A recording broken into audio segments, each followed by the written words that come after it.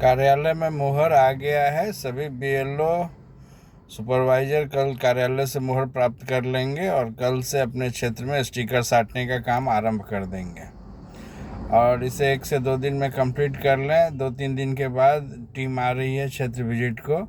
आपने नंबरिंग देने का काम पहले ही कर लिया है, इसलिए अब स्टिकर चिपकाने में आपको कोई विशेष समय नहीं लगना है। बस उसका नंबर देते समय जो प्रशिक्षण में कहा गया था उसका ध्यान रखना है।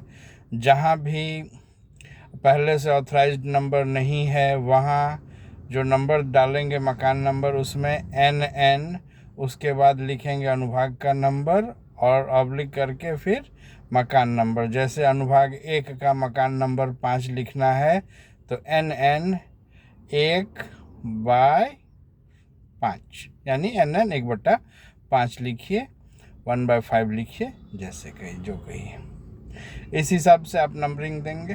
और जहाँ ऑथराइज्ड नंबर दिया हुआ है उसमें कहीं बीच में एक आध घर बन गया है तो वहाँ नंबर देने के लिए हमें क्या अपनाना है, जैसे कि मकान नंबर मान लीजिए MIG 50 और 51 के बीच में एक घर बन गया है तो MIG 50/1 NN उस नए घर का नंबर होगा। 2 घर बन गया है तो MIG 50/2, मतलब पहला 50/1, दूसरा घर होगा MIG 50/2 NN। इस तरह से उसका नंबरिंग करेंगे। बस यही 2 सावधानी रखनी है और सारे घर पे स्टिकर चिपका देना है। बाकी जो भी कॉलम है उसका भर देना है मकान नंबर का।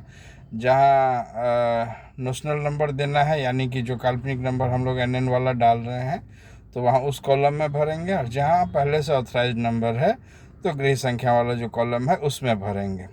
साथ ही BLO का मुहर लगा देंगे जिसमें उसका विवरण आप भर देंगे, उसका नाम, मोबाइल वगैरह नंबर वगैरह जो भी है।